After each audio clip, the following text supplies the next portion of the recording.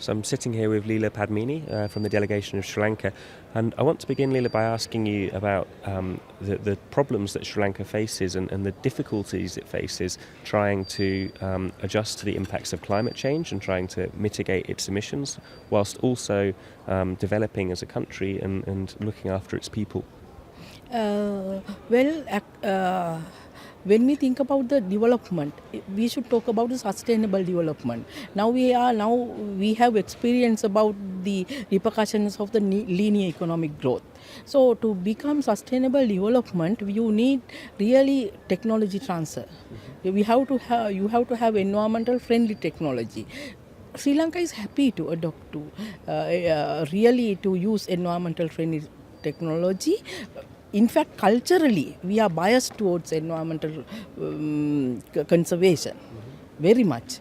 So what we now need is, because the incremental cost and the technology is problematic. So, for example, energy for all. When we think about energy for all, then we have to really provide energy to everybody with a low cost sources because of the investment capacity, based on the investment capacity. So if we are really looking forward to go for green energy, but we need that incremental cost and the technology.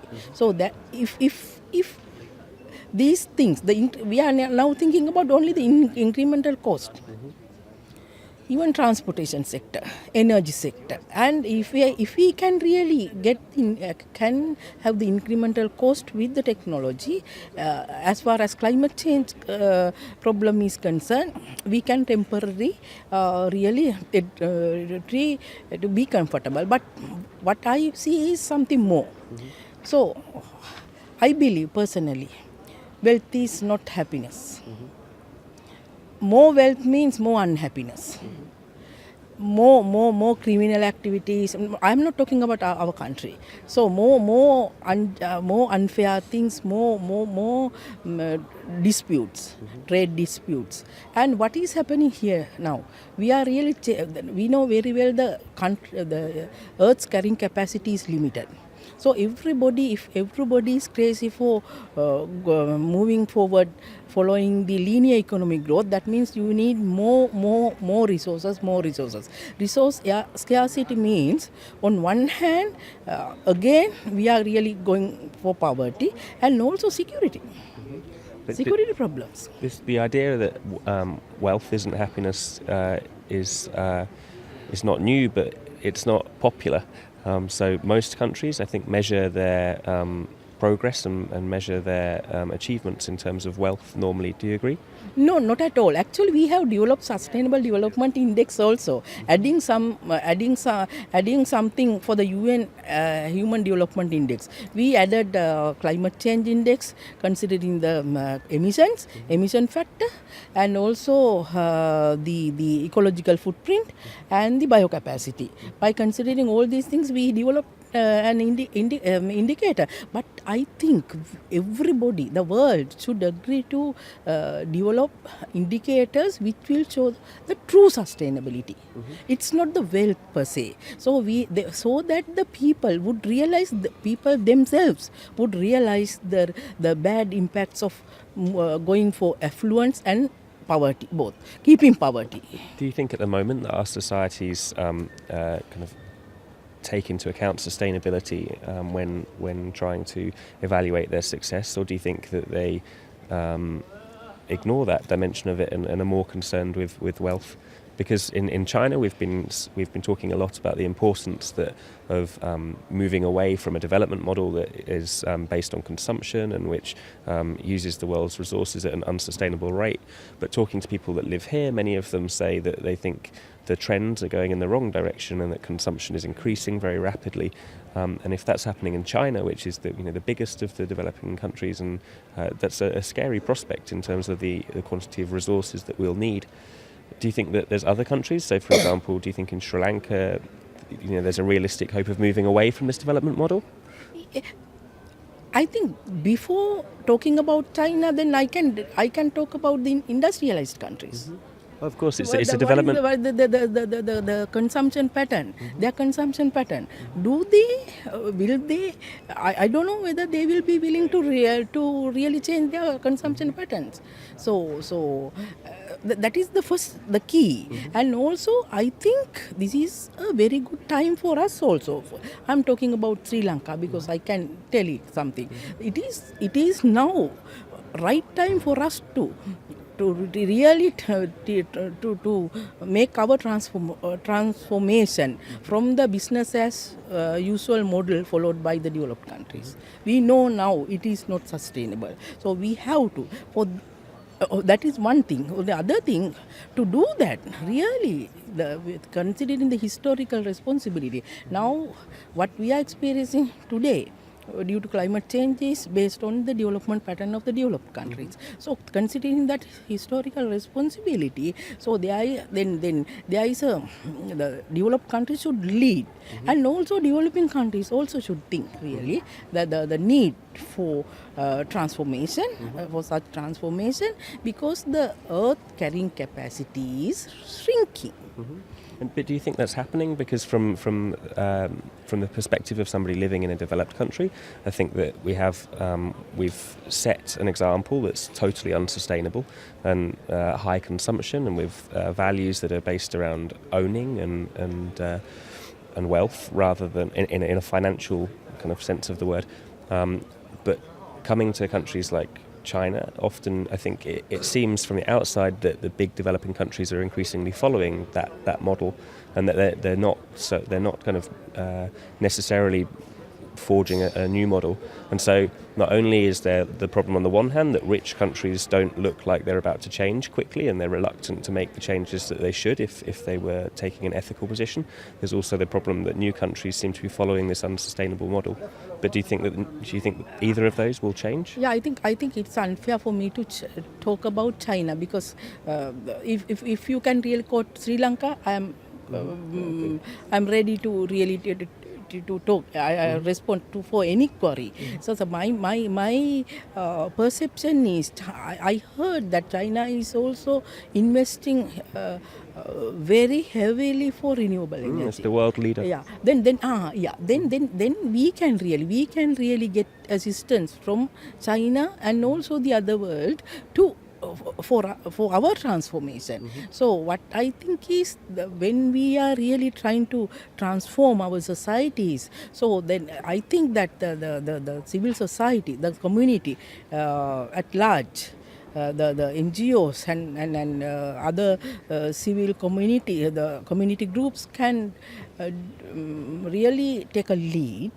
because to really give correct message, to provide knowledge for right choices. Right choices means sustainable production and consumption. And do you think that if developed countries fail to meet their ethical obligations and they fail to change their own patterns of consumption, do you think that developing countries such as Sri Lanka can forge a new path and can set an example anyway? Or do you think that developed countries should be forced to meet their historical duties before that's expected, or before developing countries take that route? Actually, your question really confirms my perceptions. There is a huge we don't have mutual understanding and trust. If we have mutual understanding properly, so then that historical responsibility would be respected. But at the same time, the developing countries also have to think about the negative impacts of the economic growth, which was followed by the developed countries, and they should be ready. And in fact, I think in Sri Lanka point of view, we are ready. We don't want to really to move forward with the development pattern, business as usual pattern. We are ready to make the move, but then resources. Then if it is so, just think about the perceptions of the politicians. They won't eradicate poverty somehow. because poverty is a problem for us. So, and also the development, in the sense, the what I think what is required now globally to get together and collaborate with each other, the north, south, everybody, and the communities and regions, and consider the shrinking environmental space and think about the sustainable production and consumption, and just think that it is not more is needed, because we are not satisfied to any there are no limitations for our satisfaction. The happiness should be the key. Happiness should be the key. Happiness in the sense to be happy with your family members, to be happy with your other community, and see that the other person is not offended due to your activity. So for that you have to really come from your mind. It's not because somebody else is telling you that you are trying to do it. For that you need to really continuous capacity building and knowledge management, and just to make them understand the impacts of our generation and the future generations of the unsustainable production and consumption, and then see the middle path. Middle path is the key for me. Not only climate change, we have the other hazardous waste problems, water problems, everything. The solution is middle path. We should not see that there are poor people in the world. At the same time, the mere affluence we have to really reject. We have that, because we have to really see that the affluence is uncomfortable. You can do it. The community groups can do it. Actually, I did a survey with just to evaluate the power of the community. It is huge. It is huge. It has a heavy potential than national policies. And do you think that developed countries are doing this? Do you think why aren't developed countries, why aren't rich countries in the world meeting their obligations, and why isn't there already a shift towards a society which relies less on consumption and which sees wealth in such a materialistic way? Because this is the survival of everybody. So climate change is a classic example. But why don't people in rich countries recognise this? Because I think one thing I don't know. Maybe sometimes I don't know. It's very. I'm uncomfortable to criticize anybody, but maybe the educational system perhaps. Because culturally sometimes, when we think, irrespective of north and south, we are all equal. We should be able to really to help somebody when there is a need. And maybe this is a nice opportunity, or a good opportunity to explore some of the impacts and Yeah, I now I remember. I think because in UK, I heard that last month they have done a survey to see that not happiness, charitable index of charity or something. I can't remember. So that one, Sri Lanka ranked 8. It is in par with UK. The 5th is USA, I think. The 7th is Netherlands. Sri Lanka is 8. Because their indicators were, one thing is to spare wealth for somebody else, on behalf of somebody else, spare time, and other one is spare labor. So that is what is needed really. I don't know the calculations whether it is correct or not, but what I think is we should really spare time for the other, on behalf of the other person, spare labor and spare your money. So developed countries are in a better capacity to do really research work to have low-cost technology for renewable energy and environmental friendly technology, because the developed countries have a capacity to do that. So they can really invest for research work and then transfer technology without undue restrictions. For the developing countries also, it is responsible of the developing countries to make use of that. And really make the real transformation. Until such time that we will be really to meet that, we need really many things to happen, because the trust, I don't know, we are far away from the trust. We don't trust with each other. because the mutual understanding is not there. So we have to really learn lesson from Copenhagen outcome. At least now, generally for the climate change talk, it should be, our decision should be transparent, inclusive, and really it should be really results oriented. It should not be on paper, it may be beautiful. But when you try to really go to the field, there may be nothing. So both parties are responsible, but common but differentiated responsibility. But anyway, my really perception is only solution is follow the middle path. Lina, it's been really interesting to talk to you, so thank you very much for joining us. Yeah, thank you very much.